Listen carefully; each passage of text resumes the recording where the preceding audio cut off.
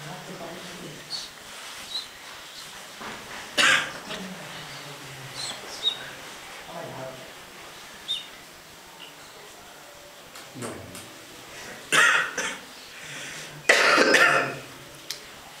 باللہ السمیع العلیم من الشیطان الرجیم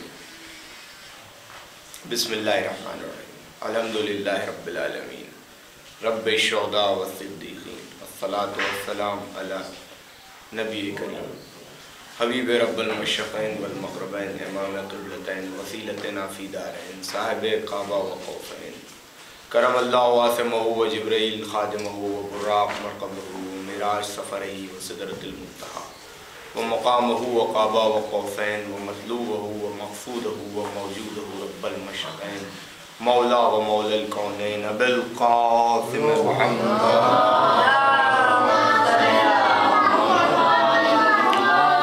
والآل بیت الطیبین الطاہرین المعصومین المظلومین اما بعد فقد قال اللہ تعالی فی کتابہ المجید والفرقان الحمید بقولہ الحق بسم اللہ الرحمن الرحیم جال حق و ذحق الباطل ان الباطل کان زہوقا صلوات پڑھ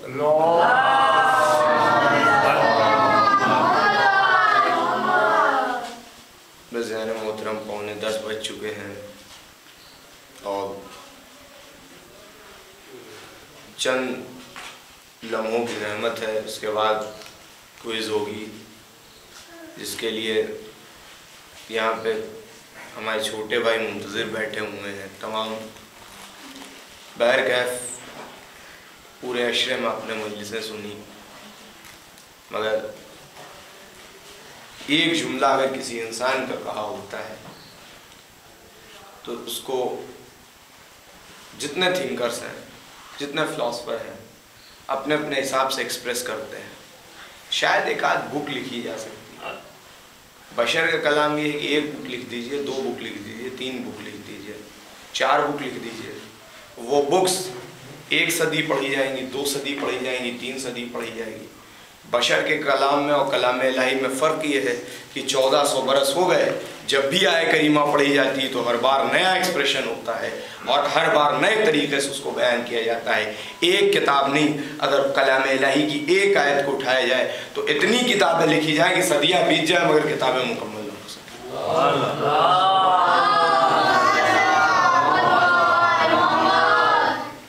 کلام الہی کا کمال یہ ہے، میں نے آپ کے سامنے ایک جملہ کہا، ہو سکتا ہے کہ آپ بھول جائیے، ختم ہو جائے، مقصد پورا ہوا، کلام بھول جاتے ہیں، مگر کلام الہی ایسا ہے، ہمارے جملے اور آپ کے جملے میں اور کلام الہی میں فرق ہے۔ ہمارا جملہ جس ضمن میں کہا گیا بس وہیں تک محدود ہے، مگر کلام الہی ایسی ہے جس نے حالیہ مسئلوں کو بھی حل کیا اور مستقبل کے بھی مسئلوں کو حل کرے گا، اور جو چیزیں گزشتہ گزر چکی ہیں ان سب کو حل کرے گا۔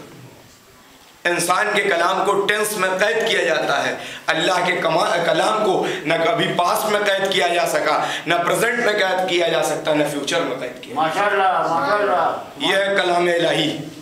بس اب آپ یہیں سے سمجھ لیجیے کہ قرآن شریف اگر کسی بشر کا کلام ہوتا تو قرآن میں یہ آیت نہ آتی وما ہوا الا قول شاعر، کہ یہ کسی شاعر کا کلام نہیں۔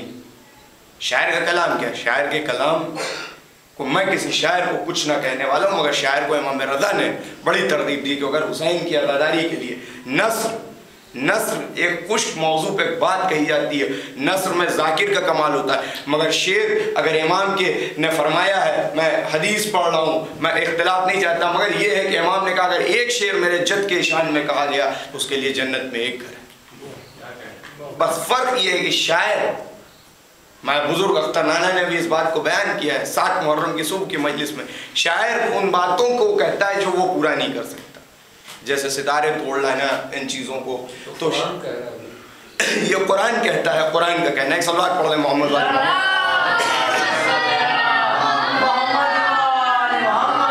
قرآن شریف یہ کہتا ہے کہ شاعر وہ باتیں کہتا ہوں، میں بھی قرآن شریف کے حوالے سے، شاعر کرتا ہے اردو، اور قرآن نے کہا اگر یہ شاعرانہ کلام ہے تو اس کے جواب میں کوئی ایک آیت کا جواب لا دو۔ عزیزان محترم، عرب کا ٹریڈیشن یہ تھا، میں بس جملوں کو تازہ کرنا چاہتا ہوں۔ دیکھیے ہمارے آپ کے فضائل ایک بار پڑھے جائیں، 2 بار پڑھے جائیں، 3 بار سنیے گا، چوتھی بار جب ہم پھر اسی کو آ کے یہاں سے بیان کرنا شروع کریں گے تو لوگ کہیں گے ان کے ذہن سنک گیا ہے۔ مگر اہل بیت کا فضائل ایسا ہے کہ جب کوئی ذاکر پڑھتا ہے نئے انداز سے پڑھتا ہو، وہ نئی طریقے سے اس میں اہل بیت کو جوش ملتا ہے۔ تو آئے کریمہ قرآن میں یہ آئے کہ وما هو قول شاعر کی، یہ کسی شاعر کا کلام نہیں۔ تو یہ ہوا کہ عرب کا یہ قانون تھا کہ حج وہ جو ہے خانہ کعبہ پہ اپنے اپنے کلام کو لگا دیا کرتا تھا۔ جن کا کلام اچھا ہوتا تو وہ لگا رہتا تھا، اس سے بہتر آتا تو وہ ہٹ جاتا تھا۔ اور پیغمبر کو کہا آپ انا اعطینا لگا دیجیے، آپ نے انا اعطینا الکوثر فصلی لربک ونحر وان شانک هو الابتر، یہ 3 آیتوں پر مشتمل سورہ کو لکھ کے خانہ کعبہ پہ لٹکا دیا۔ عزیزان محترم، جملہ بدل دوں، اس کا جواب نہیں لا سکے، سورہ انا اعطینا کا جواب نہیں لا سکے، بدل دوں جملہ بدل کے یہ کہوں کہ جب سورہ کوثر کا جواب نہ لا سکے تو ساقی کوثر علی مرتضیٰ کا کیا جواب لائے گا؟ 1400 برس گزر گئے، سورہ کوثر کا جواب نہ لا سکے تو ساقی کوثر کا کیا جواب لائے؟ میں یہ تو تمہیدن تھا، اصل قرآن شریف کی آیت کی حق آ گیا اور باطل مٹ گیا، اور باطل تو تھا ہی مٹ جائے۔ اس پر میں گفتگو کر رہا تھا، چاہتا ہوں کہ آج بھی 10 15 20 منٹ کے اندر یہ گفتگو تمام کر دوں اور اس آیت کریمہ کے ذہن میں کچھ اور باطل حق آ گیا اور باطل مٹ گیا، باطل تو تھا ہی مٹ جائے۔ عزیزان محترم، دربار موسیٰ، دربار فرعون، معذرت، موسیٰ، جناب موسیٰ نبی اور ہارون ان کے وسیع ایک طرف، پورا لشکر جادوگروں کا ایک طرف۔ آپ جب دعا صبا سب پڑھیے گا تو پہلے جملے ہیں بسم اللہ الرحمن الرحیم فاوجس فی نفسہ خیفۃ موسیٰ، کہ موسیٰ کو خوف محسوس ہوا۔ قرآن کی کیا آیت آئی؟ فَأَذِّبْ بِعَصَاكَ، میں نے وہ سلسلہ و اتصال کر دیا، وہ جو جملے ہیں دعا کے، فَأَذِّبْ بِعَصَاكَ، عصا پھینکو۔ جناب موسیٰ ایک طرف، حق کا نمائندہ ایک طرف اور باطل نما فوج پوری فرعونیت ایک طرف۔ تو یہ کیا جناب موسیٰ اور فرعون کا واقعہ ایسا ہے، ہم پہ یہ اعتراض ہوتا ہے۔ میں یہاں اس جملے کو ابھی واقعے کو روک کے ایک چیز آپ کے سامنے بیان کر دینا چاہتا ہوں۔ وہ اعتراض یہ ہے کہ واقعہ کربلا گزر گیا، اب پرانے واقعات کو دہرانے سے کیا فائدہ؟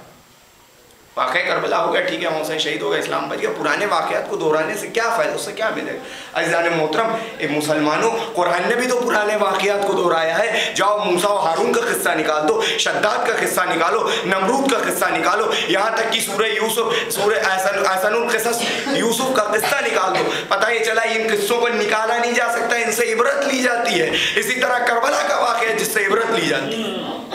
اب میں واپس آ جاؤں کہ ایک طرف پورا فرعونی لشکر، ایک طرف جناب موسیٰ۔ دیکھیے طاغوت کے ساتھ ہمیشہ کثرت رہی ہے، کثرت کے ساتھ طاغوت رہے۔ آج بھی دنیا میں دیکھیے اہل حق کم ہیں اور شیطان کے ماننے والے بہت زیادہ ہیں، حق کے ماننے والے، حق کے پرستار کم ہیں۔ مگر طاغوت، شیطان، چاہے کتنا بھی زیادہ کثرت رکھتا ہو، کتنی بھی کثرت ہو اس کی، شیطان کی کتنی بھی کثرت ہو، قلت جو ہے اس کو ختم کر دیتی ہے۔ اکثریت پہ نہ جائیے، اقلیت کی طرف آئیے، کیونکہ اگر اس کمرے میں پورا اندھیرا پھیلا ہوا ہے، ایک چھوٹی سی موم بتی یہاں پہ روشنی کر سکتی شمع۔ یہ اقلیت تھی جس نے اقلیت نے اکثریت کو تبدیل کر دیا۔ تو جناب موسیٰ کے قصے سے یہ پتا چلا کہ اکثریت سے کبھی دمنا نہیں چاہیے، اقلیت ہمیشہ غالب آتی ہو اگر حق پہ ہے۔ ایک سلوات پڑھ دیں۔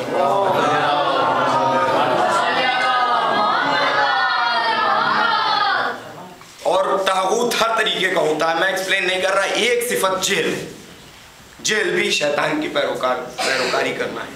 جہل، جب انسان نے اپنے اندر ہلکا سا علم محسوس کیا تو سب سے پہلے کیا کیا؟ اپنے جسم کو، لباس کو جسم پہ لباس آراستہ کی۔ جیسا کہ سائنس کہتی ہے، والا کہ وہ سائنس اور اسلامی نظریے میں بڑا اختلاف ہے، میں ان پہ نہیں جا رہا کہ پہلے بندر بنے یا پہلے انسان، وہ الگ سی وہ ہے، اسلامی نظریہ کچھ اور ہے۔ سائنس کا نظریہ یہ ہے کہ گریجویٹ ڈیولپمنٹ ہوا ہے، اور اسلام کا ہے کہ وما خلقنا من الانسان فی احسن تقویم۔ وجہ کیا ہے؟ اس کی وجہ کیا جانتے ہیں؟ اس جگہ پہ یہ سامنے آج چوک ہے، چوک کے پاس مان لیے کسی زمانے میں ایک مکان تھا، وہ مکان گر جائے تو اس مکان کے کھنڈہر کو دیکھ کے کہا جا سکتا ہے کہ مکان ہے. بس سائنس یہی کنفیوز ہو گئے, بندر کے اثرات اس میں مل گئے تو کہا یہ انسان جو ہے بندر سے بنا ہے, انسان جو ہے بندر سے بنا ہے. یہ نہیں کہ پروف کر پائے کہ بندر جو تھا انسان تھا, بعد میں بندر بن گیا. سائنس کی یہ کمی رہے گی. کیوں؟ کیونکہ اللہ نے بنی اسرائیل کی ایک قوم کو منع کیا. تو قرآن کا تذکرہ میرے پاس وہ آیت کریمہ ہے جس میں لکھا, قرآن کا یہ تذکرہ ہے کہ بنی اسرائیل کی قوم کو روز جمعے کے وقت بوقت زوال شکار سے منع کیا گیا تھا. کیوں؟ کیونکہ مچھلیاں آ جاتی تھی, لب دریا آتی تھی, وہ عبادت الہی میں مشغول ہو جاتی تھی, عبادت الہی میں مشغول ہو جاتی. جب انہوں نے شروع کیا ایسا کیا تو اس کے بعد اللہ نے 2-3 بار منع کیا. اس کے بعد ان کو مسخ کر دیا یعنی چینج کر دیا, ان کو بدل کے بندر بنا دیا. اب یہاں جملہ پھر میں کہنا چاہتا ہوں, جب مچھلیاں عبادت کریں ان کو روکنے کوئی آ جائے تو وہ بندر بن جاتا ہے. ہم حسین کی اذا کر کے عبادت کرتے ہیں, اگر ہم کو روکنے آئے گا تو بندر سے زیادہ زد جائے گا. ایک صلوات پڑھ دیں مولانا.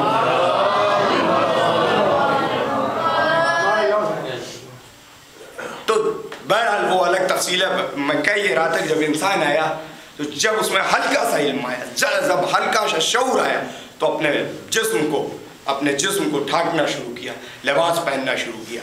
جب علم اپنے کمال پہ پہنچا تو حجاب نکلا. سبحان اللہ. جب اپنے کمال پہ پہنچا عصمت و عفت کی حفاظت ہونے لگی. پیغمبر کے زمانے میں تو حجاب پہ پہنچا, مگر آج یہ کیسا علم ہے جو بے حجابی کی طرف لے جا رہا. سبحان اللہ. کہیں یہ اس بات کی دلیل تو نہیں ہم اس پچھلے زمانے میں واپس جا رہے ہیں جہاں ہم جیل کے پیروکار تھے. سبحان اللہ. ہم جیل کے پیروکار نہیں ہو سکتے کیونکہ ہم تو حق کے ماننے والے ہیں. حق کے ماننے والے نہیں ہیں. بقول شاہ ولی اللہ محدث دہلوی کہ پیغمبر نے دعا کی, پروردگار حق کو علی کے ساتھ رکھنا. نہیں, جملہ بدل دوں, انہوں نے دعا کیا کی, پروردگار حق کو ادھر موڑ دے جدھر علی جائے. تو ہم حق کے ماننے والے ہیں. اب عزیزان محترم, علی کے مقابلے میں جب بھی کوئی آئے گا باطل کا پیروکار ہوگا, حق تو علی کے ساتھ ہے. ایک اور صلوات پڑھ دے محمد والے محمد.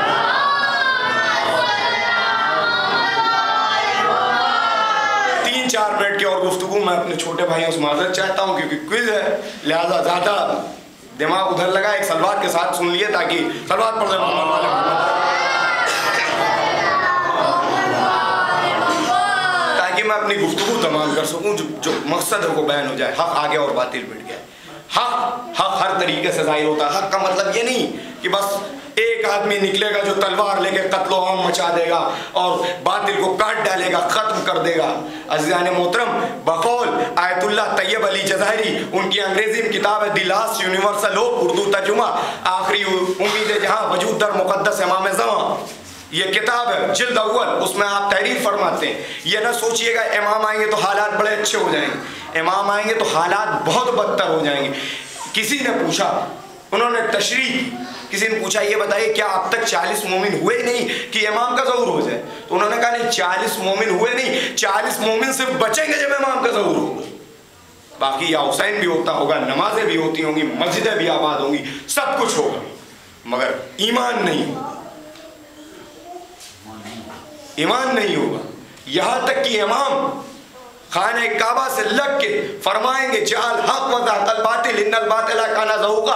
جبریل ایک بار ایک قرآن کی آیت ہے نفخ فی الصور, اے پیغمبر وہ دن یاد کریے جب سور پھونکا جائے گا, فإذا اجداث الرب ينسلون, اپنے رب کی طرف سے وہ سور پھونکا جائے گا. اس وقت بھی جب قیامت صغریٰ آئے گی تو دنیا والے دنیا میں اتنا ملوث ہوں گے کہ امام کو نہیں پہچانیں گے. تو یہ نہ سوچئے گا کہ ہم بس امام آئیں گے, امام کے آنے تو حالات اور خراب ہوں گے, امام اس کو سنبھالیں گے. یہ تو امام کی صلاحیت ہے, یہ امام کا کمال ہے. دنیا میں کوئی اپنے ملک کا نظام تو چلا نہیں سکتا. یہ اس بات کی دلیل ہے, انسان وہ ہے جو اپنے ملک کا نظام نہیں چلا سکتا, امام وہ ہے جس کی وجہ سے دنیا کا نظام چلتا ہے. امام وہ ہے جو دنیا کا نظام چلاتا ہے. یہی نہیں, کوئی بھی بادشاہ حکمراں اپنے اسٹیٹ کو گورن کرتا ہے, امام وہ ہے جو تمام دنیا کو گورن کرتا ہے.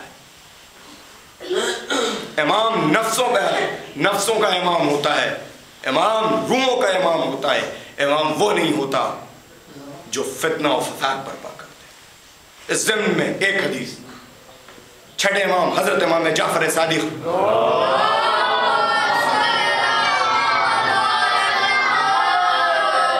در مسجد پہ بیٹھے ہوئے تھے. حکومت کے امام ابو حنیفہ چلے آئے. انہوں نے پہلا سوال کیا. پہلا یہ سوال کیا میں آپ سے کچھ سوال کرنا چاہتا ہوں. امام نے کہا اجازت ہے. امام نے کہا ایسا ہے بیٹھ جاؤ تو سوال کرو. انہوں نے کہا نہیں میں کھڑے ہو کے سوال کروں گا. انہوں نے کہا ٹھیک ہے کریے. کہا لوگ آپ کو امام کہتے ہیں. یہ امامت کا نفسیاتی جواب. لوگ آپ کو امام کہتے ہیں. امام نے کہا اچھا تو میں اس کا علاج کیا کروں. کہا آپ خط لکھ کے لوگوں کو اطلاع کیجئے کہ آپ امام نہیں ہیں. امام نے بڑا اچھا جواب دیا. امام نے کہا جب مجھے میرے نہ کہنے پہ وہ امام مانتے ہیں تو میرے انکار کرنے پہ وہ مجھ کو امام کیسے نہ مانیں گے. جس کی سب سے پہلی مثال یہ ہے کہ تم سے میں نے کہا کہ ابھی بیٹھ جاؤ تو تم بیٹھے نہیں, کھڑے ہو کے سوال کر رہے ہو جب تم خود نہیں مانتے. انہوں نے اس بادشاہ نے جو امام کے زمانے میں تھا اس کا نام ہارون رشید, سب سے بڑا جابر بادشاہ. بس دو جملے ایک اور سلوات پڑھ دے محمد والے محمد.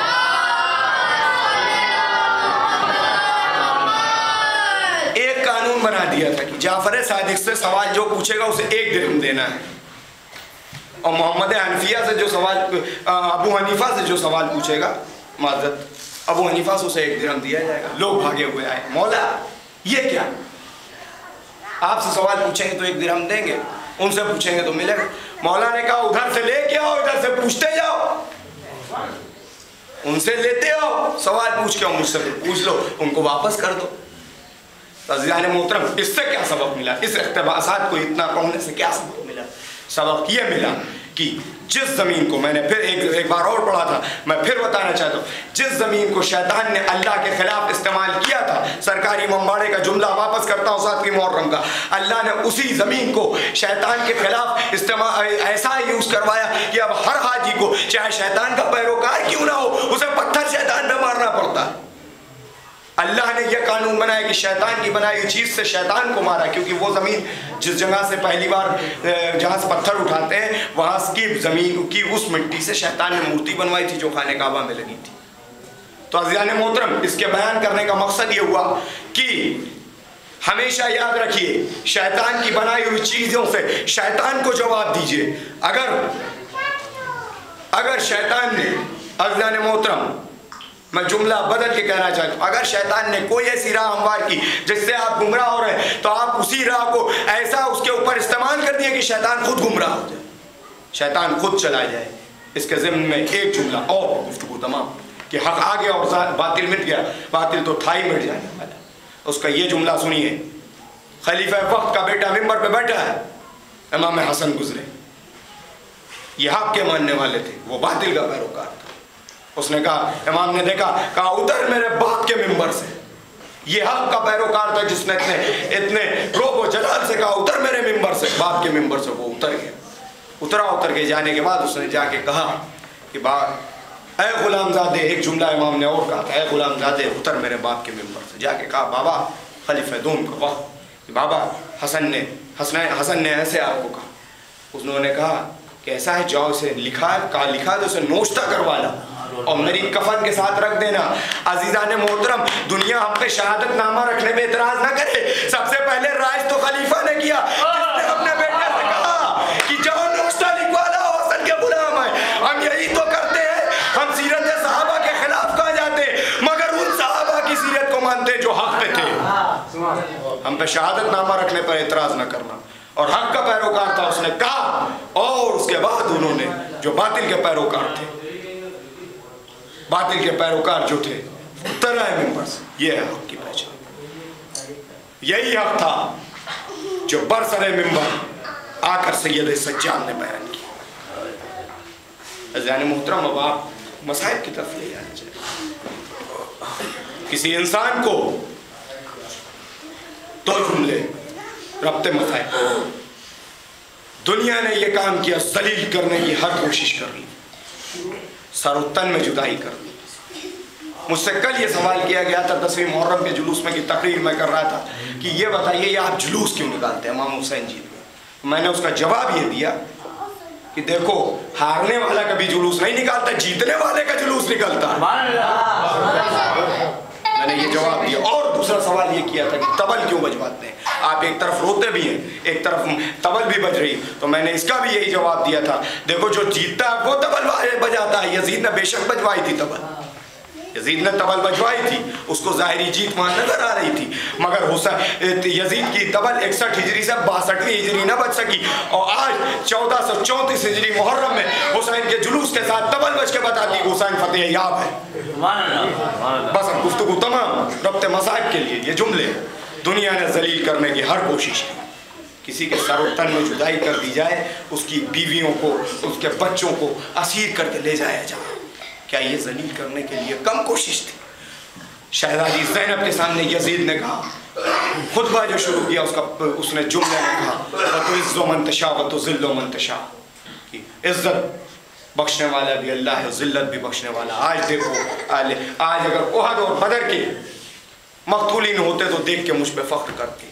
ये उहद और बद्र का जुमला कह के साबित कर दिया कि उहद और बद्र में जो मुखालिफ थे वो रसूल के मुखालिफ थे, यहाँ हुसैन के भी जो मुखालिफ थे वो रसूल के मुखालिफ थे, चाहे इस्लामी जामा पहने क्यों ना। उसने कहा कि आज होते तो फ़ख्र मुबाहत करते। इमाम ने कहा अच्छा। जनाब ज़ैनब ने जवाब दिया, कुरानी जवाब दिया, बड़ी मुफस्सल गुफ्तगू है, उसका कोई इक़्तिबासात मैं नहीं चाहता कि पढ़ूँ क्योंकि वक्त बहुत तुलानी लग जाएगा, और बीबी के कलाम को अगर शुरू किया तो इंशाअल्लाह कभी किसी मजलिस में पढ़ूँ।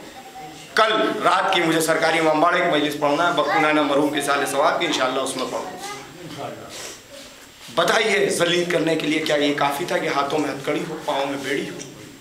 और उनकी फूफियाँ और बहनें, इमाम सैयद सज्जाद की एक हदीस है जो मुझे याद आ गई, हक़ का पैरोकार क़ादो ज़लीलन फ़ी दमिश्क हुजालनि मिन ज़ंज अब्द ग़ाबान नसीरन, मुझको दमिश्क के बाज़ार में इस तरीके से लाया गया, ये आका, ये गुलाम इस तरीके से अपने आका से दूर हो जिसका अनहो नसीरन, कोई भी मददगार और नसीर न हो। ये हक़ के पैरोकार थे। और एक रवायत में कि इमाम सैयद सज्जाद करबला से लेकर शाम तक रुकू की हालत में है। पूछा क्या क्यों रुकू की हालत में है? कहा मेरी ही हथकड़ी बेड़ी से मेरे बच्चे मोहम्मद बाकिर को बांध दिया गया था, जब मैं सीधे होने की कोशिश करता तो मोहम्मद बाकिर कहते बाबा गला दबा जा रहा है। बाबा झुक जाइए, मैं झुका हुआ आया, हक़ का पैरोकार मिंबर पे आया, अब शुरू किया, मैं मक्का और मदीना का बेटा हूँ, मैं मोहम्मद व खदीजा का बेटा हूँ। ये जुमले पढ़ना था कि दरबार में सवाल आया, एक सफ़ीर रूम था, उसने कहा यजीद तुझ पे भाई हो, दाऊद की नस्ल का 25वां वारिस गुजरता, तुम उसकी खाक को लगाते अपने आंखों, हाय नबी के नवासे को तूने कत्ल कर दिया। अरबाब अज़ा 20 दिन लगे थे, आज 11वीं मुहर्रम में जनाब ज़ैनब को 20 दिन लगे थे, 11वीं मुहर्रम से लेकर एक सफ़र तक दरबार शाम में पहुँचने में 20 दिन। और 20 दिन लगे थे, उसमें सबसे ज़्यादा जो 2 दिन लगे थे वो ये थे कि शाम के बाहर इस काफिले को रोक दिया था, बाज़ारों की आईना बंदी हो रही थी, दरबार में ये काफिला आया, बस गुफ्तगू तमाम है।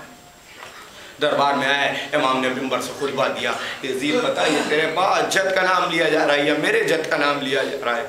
इन जुमलों को बयान किया, यजीद कुछ न जवाब देता था। अज़ीज़ान मोहतरम, इतने में उसने यजीद शिमर मलून सबका तारुफ करा था, बस 2 जुमले सुन लीजिए, मैं मसाइल ताज़ा नहीं पढ़ पाता क्योंकि मुझ में इतनी ताक़त नहीं है। अज़ीज़ान मोहतरम सबका तारुफ हो रहा, उसने कहा ये सकीना है। अच्छा सकीना, सकीना तुम्हारा नाम सकीना, तुम अपने बाप से मिलना चाहते? बोली सकीना सर मुझे दिखला दे बाप का, ये जुमला है मरसिएगा। मोहतरम जनाब सकीना ने कहा मेरे बाबा का सर दिखा दे। उसने कहा आलूदा खाक से है तो खून से है भरा हुआ, ले इसमें तेरे बाप का सर है रखा हुआ। अज़ान मोहतरम सकीना से कहा अच्छा तुम्हें बाबा से मोहब्बत है ना? अज़ान मोहतरम बस इस ज़िम्न में सुन लिए, मैंने एहसास का जुमला निकाला कि किसी के जिस्म से अगर कपड़ा चिपकता है और उसे नोचिए जलने के बाद तो खाल शायद नहीं ज़्यादातर वो चढ़ाती है। अज़ान मोहतरम याद रखे कि सकीना का कुर्ता जला हुआ है और जिस्म से लगा हुआ है। यजीद ने तकलीफ देने की कोशिश की, कहा अच्छा तो तुम पर शक है कि सर उठा के हाथ हरगिज़ न करियो बहन, आपे से उठ के चला आए सरे हुसैन। अरबाब अज़ा सकीना ने दामन को उठाया। अब सुन लीजिए ये जुमला मैं एहसास का देना चाहता हूँ, किसी रवायत में न मिलेगा। अगर कोई कपड़ा उठाता है और जला हुआ चिपका कपड़ा उठता हो तो खाल उचड़ती है। आज सकीना ने दामन उठाया होगा तो क्या आलम हुआ होगा? तड़प के कहा बाबा यजीद आपकी मोहब्बत का इम्तिहान लेना चाहता। अरे सरे हुसैन दश्ते दिला से उठ